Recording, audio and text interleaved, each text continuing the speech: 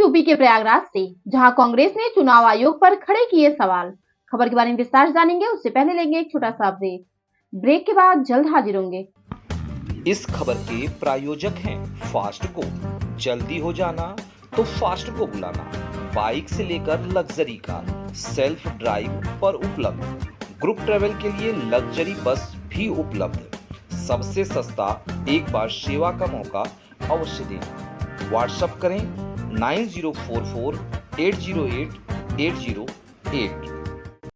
Break के बाद आप सभी का स्वागत है। खबर यूपी के प्रयागराज से, जहां सिविल लाइन स्थित टूरिस्ट बंगलो में कांग्रेस के राष्ट्रीय महासचिव अविनाश पांडे ने पत्रकार वार्ता की। यहां उन्होंने चुनाव आयोग की मंशा पर गंभीर आरोप लगाए।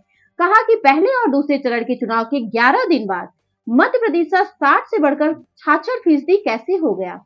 कांग्रेस राष्ट्रीय महासचिव एवं उत्तर प्रदेश प्रभारी अविनाश पांडे ने महंगाई, बेरोजगारी, नोटबंदी, संवैधानिक संस्थाओं के दुरुपयोग पर सवाल उठाते हुए इसे देश की आबादी के साथ छलावा करार दिया।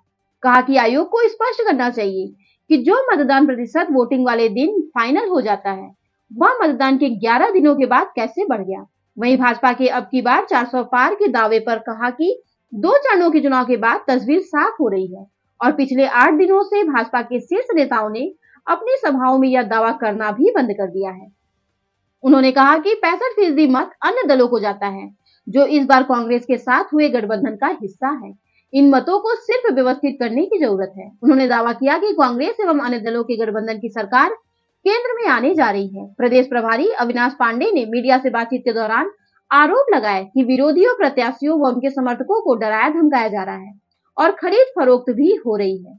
प्रयागराज की जनता सब देख रही है कि लोकतंत्र में क्या हो रहा है और इसका जवाब अब 25 मई को मतदान से देगी। इस दौरान राष्ट्रीय सचिव राजेश तिवारी, उज्जवल रमण सिंह, विश्वजय सिंह, शिव पांडे, सुरेश यादव, प्रदीप मिश्रा, अंशुमन, अरुण तिवारी, मुकुंद तिवारी, हरिकेश त्रिपाठी, हसीब अहमद, किशोर वासले, सुधाकर तिवारी, शेखर बहुगुड़ा, तस्लीम उद्दीन, संजय तिवारी, रईस अहमद, मनोज पासी, भानु कुशवाहा, दिनेश सोनी, दीपचंद शर्मा समेत आदि लोग मौजूद रहे। देखें यूपी सेंट्रल से मनोज सिंह की रिपोर्ट। प्रभु श्री राम के दर्शन भी करेंगे। क्या लगता है कि लोकसभा चुनाव के दरमियान जब तीसरा चरण का मतदान हो और ठीक पहले यहाँ पर आए प्रधानमंत्री, किस तरीके? देखिए, प्रधानमंत्री जी कितना भी रोड शो कर लें या प्रभु राम के चरणों में कितने भी नाक रगड़ लें, इस देश की जनता ने अपना मन बना चुका है। माननीय मोदी जी का और भारतीय जनता पार्टी का असली चेहरा इस देश की जनता के सामने आ चुका है और वो निर्णय ले चुकी है जो 4 जून को इस देश के सामने इस देश की जनता खोलने जा रही है। ठीक, थैंक यू। हालात है मुसलमानों के लिहाज से अगर देखें तो हिटलर युग से उन्होंने तुलना की है। कहा कि हिटलर युग में जैसे यहूदियों के हालात थे वैसे मुसलमानों के। देखिए, माननीय ओवीसी के जो भी वक्तव्य होते हैं, मुझे लगता है कि इस देश में हिंदू मुसलमान या जिस प्रकार से मोदी जी या भारतीय जनता पार्टी जो कार्य कर रही है वही कार्य माननीय ओवीसी जी भी कर रहे हैं। लोकतंत्र में, चुनाव तंत्र में हिटलर शाही या चीज़ जो है वो इस देश की जनता भली भांति देख रही है कि इस देश में जिस प्रकार से एक तानाशाही रवैये के तहत सरकारों को चला जा रहा है, निर्णय लिए जा रहे हैं, उसे देश की जनता जानती है। लेकिन उसमें मुसलमान को जोड़ना, ये मैं समझता हूँ कि सिर्फ भारतीय जनता पार्टी को मदद करने के लिए इस प्रकार का वक्तव्य करना। एक आखिरी सवाल है सर, सलमान खुर्शीद की भतीजी ने एक बयान दिया था वोट जिहाद को लेकर के। वोट जिहाद की बात उन्होंने कही थी। इस पर सीएम योगी का कहना है कि वोट जिहाद, जो लोग वोट जिहाद करना चाहते हैं वो पाकिस्तान चले जाएं। देखिए, इस देश में यही तो विडंबना है कि कोई भी व्यक्ति के वक्तव्य को माननीय मोदी जी, माननीय योगी जी कुछ भी कहें, उसे तो बहुत ही अच्छे शब्द और बहुत अच्छे वो माना जाता है। इंटेंशन देखिए, इरादे देखिए कि उनका कहना था कि इस देश की जनता ज़्यादा से ज़्यादा वोट करे और वोट के चलते हुए लोकतांत्रिक तरीके से अपने अधिकारों का उपयोग करे। उसे वोट जिहाद को, और आप कौन से जिहाद के साथ में माननीय योगी जी या भारतीय जनता पार्टी जोड़ रही है, यही दुर्भाग्य है आज की वर्तमान सरकारों का, चाहे केंद्र की सरकार हो या उत्तर प्रदेश की राज्य सरकार। Thank you.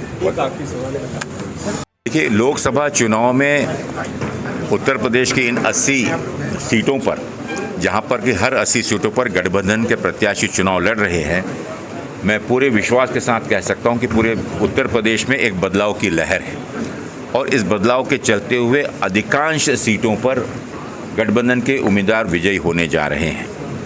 विशेष रूप से पिछले 2 चरणों में जो चुनाव हुए, उन चुनाव का रुझान मैं आपको बतला दूं कि अधिकांश सीटों पर ना ही सिर्फ गठबंधन के उम्मीदवार चुनाव जीत रहे हैं, लेकिन भारी बहुमतों से चुनाव जीत रहे हैं। इस प्रदेश की जनता ने अपना मानस बना रखा है। पूरे प्रदेश के अंदर में एक बदलाव की लहर है। आवश्यकता है कि इन बदलाव की लहर में वो चाहते हैं कि आज देश का संविधान बचे।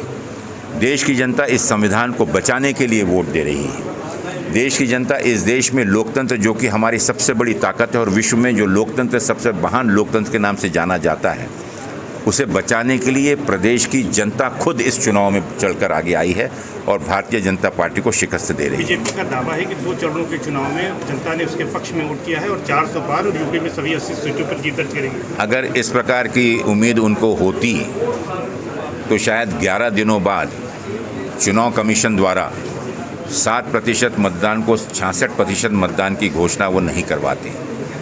अगर उनको इस चीज़ की उम्मीद होती तो वो शायद देश में विपक्षी दलों के उम्मीदवारों को डराकर, धमकाकर, आतंकित कर उनके नामांकन को वापस लेने नहीं लगवाते। अगर वाकई में भारतीय जनता पार्टी को इतना विश्वास होता तो इस देश में चुने हुए, लोकतांत्रिक तरह से चुने हुए मुख्यमंत्रियों को जेल की सलाखों के पीछे बिना किसी अपराध के साबित हुए नहीं करती।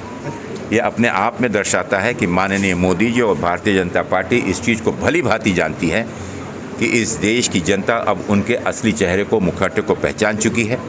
वो बदलाव चाहती है। इस देश में ईमानदार, संविधान पर विश्वास रखने वाली और लोकतंत्र को मजबूत वाली सरकार वो चाहते हैं। गृह मंत्री जी ने कहा है कि राहुल बाबा जो है इधर से उधर भाग रहे हैं, वायनाड में हार रहे हैं, रायबरेली आए, यहाँ पर भी जीत नहीं दर्ज कर पाएंगे। माननीय अमित शाह जी इस चीज़ को जान लें कि वायनाड में भी पिछली बार ऐतिहासिक बहुमत से माननीय राहुल जी जीते थे और इस बार भी रायबरेली में एक इतिहास मार्जिन से वो जीतने जा रहे हैं। और 4 जून उनके इस प्रश्न का जवाब लोगों द्वारा दिया जाएगा। 4 जून। आपने कहा कि वोट प्रतिशत जो है वो सरकार के इशारे पर आयोग बढ़ा रहा है, तो क्या लगता है कि आगे क्या स्टैंड होगा? देखिए, चुनाव आयोग की ये नैतिक जिम्मेदारी होती है कि इस प्रकार की शंका, क्योंकि संवैधानिक संस्थाओं के पर विश्वास पर ही इस देश का लोकतंत्र टिका हुआ है। जिस दिन इस देश की संवैधानिक संस्थाएं शंकास्पद तरीके से काम करना शुरू कर देती हैं तो लोगों का विश्वास उठना शुरू हो जाता है। और जिस दिन लोगों के मन में इन संवैधानिक संस्थाओं के प्रति प्रश्न चिन्ह या शंका या उनके कार्य करने की शैली में शक पैदा हो जाता है तो उस दिन संविधान ही नहीं, लोकतंत्र कमज़ोर होता है। और इसीलिए ये हमारे निर्वाचन आयोग की जिम्मेदारी है कि इस प्रकार की भयंकर चूक उनसे क्यों हुई और 11 दिन बाद उनकी नींद क्यों खुली, इस चीज़ का स्पष्टीकरण पूरे देश के सामने देने की जिम्मेदारी माननीय इलेक्शन कमीशन पर है, जो उन्हें निश्चित रूप से देना चाहिए। और ये सुनिश्चित करना होगा कि आने वाले 5 चरणों में इस प्रकार की कोई गलती या चूक ना हो। जनता की मांग थी लीगल फोरम पे इसको उठाएंगे। निश्चित रूप से सभी गठबंधन के घटक दल इस मुद्दे को इलेक्शन कमीशन के सामने रख रहे हैं और हमें पूरी उम्मीद है कि माननीय इलेक्शन कमीशन इसका संज्ञान लेकर इसमें स्पष्टीकरण। एक सवाल है सर, वैसे की बड़ी इच्छा थी कि प्रियंका जी चुनाव लड़ें। वो फिलहाल अमेठी रायबरेली से तो नहीं लड़ रही हैं, अभी 2 चरण का नामांकन बाकी है, 6ठे और 7वें का। क्या कुछ है संभावना? देखिए, बहुत स्पष्ट तरीके से माननीय प्रियंका जी के ऊपर आज एक बहुत बड़ी जिम्मेदारी पूरे देश के अंदर में प्रचार और प्रसार की सौंपी गई।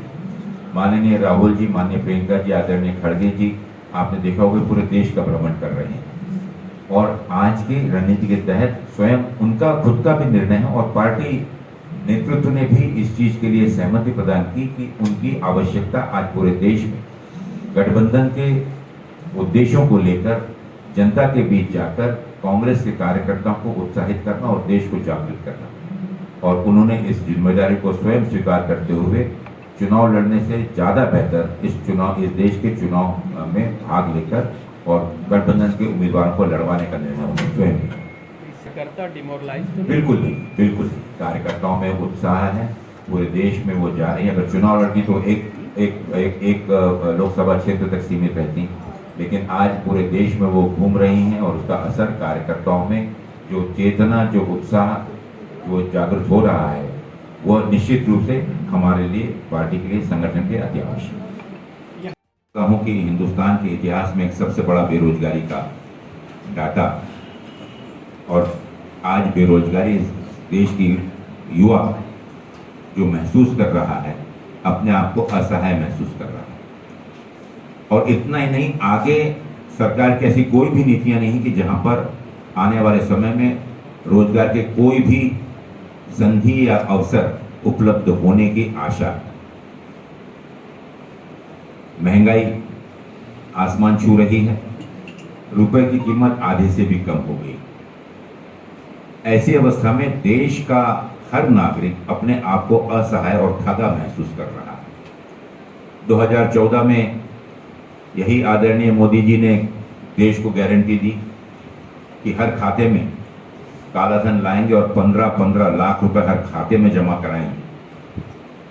या ये भी गारंटी दी थी कि 2 करोड़ नौकरियां प्रतिवर्ष देते हुए 10 वर्षों में 20 करोड़ नौकरियां उपलब्ध हो जानी थी। गैस, पेट्रोल, डीजल 2014 की तुलना में आप सब देखते हैं कि 100% से भी ज्यादा बढ़ोतरी उसमें हुई, जबकि अंतर्राष्ट्रीय स्तर पर कच्चे तेलों का भाव ऐतिहासिक रूप से कम हुआ था। इन सभी मुद्दों को देखकर और विशेष रूप से नोटबंदी और नोटबंदी के बाद पूरे आर्थिक व्यवस्था में उसका विपरीत प्रभाव जो पड़ा है, जिसका असर सबसे ज्यादा मध्यम वर्गीय और जो छोटे छोटे व्यापारी जो काम कर रहे थे, आज वो भी बेरोजगार हो गए। तो एक तरफ रोजगारी का वादा देकर लेकिन चलते हुए रोजगार युवकों को भी बेरोजगार कर दिया गया, और ऐसी स्थिति में अपने बहुमत का दुरुपयोग करते हुए इस देश की जितनी भी संवैधानिक संस्थाएं हैं, उन संवैधानिक संस्थाओं का खुलकर दुरुपयोग करते हुए विपक्ष की आवाज को कमजोर या खत्म करने का जो प्रयास शुरू है, खुले तौर पर विपक्ष की आवाज को दबाने का, जो कि लोकतंत्र के लिए सबसे घातक है, क्योंकि यही हमारी सबसे बड़ी ताकत लोकतंत्र की रही है कि विपक्ष को हमेशा ससम्मान उतना ही महत्व दिया गया था जितना कि रूलिंग पार्टी को दिया होता है।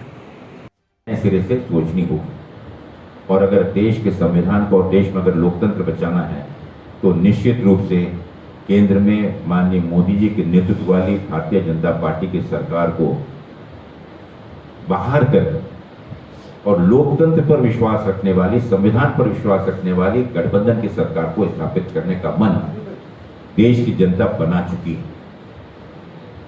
आवश्यक है कि आप हम मिलकर देश का जो ये 63% बहुमत जो मोदी जी के या भारतीय जनता पार्टी के इस कुशासन के खिलाफ में है, हम सब मिलकर उसको एकत्रित रूप से, इकट्ठा, बिना उसमें कोई इजाफा हुए, उसे हम मत पेटियों के अंदर ईमानदारी से उनका मत सही करवा सके।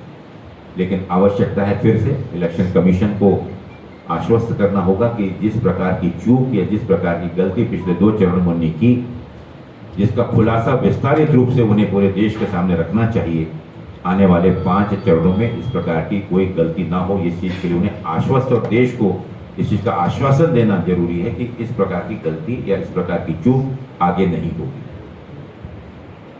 गठबंधन का और मेरे इस दौरे के दौरान इसके बाद हम और भी आज इसके बाद में फूलपुर, भदोही, मिर्ज़ापुर, जौनपुर का आज हम दौरा कर रहे हैं, या उनके भारतीय जनता पार्टी के पक्ष में नहीं रहा। लेकिन क्योंकि ये 66 और 63% मत 2014 में और 2019 में ये अलग अलग राजनीतिक पार्टियों दीजिए इस देश के प्रधानमंत्री बने, यह खूबी हमारे संविधान की भी है। हमारा यही प्रयत्न है कि इन 80 लोकसभा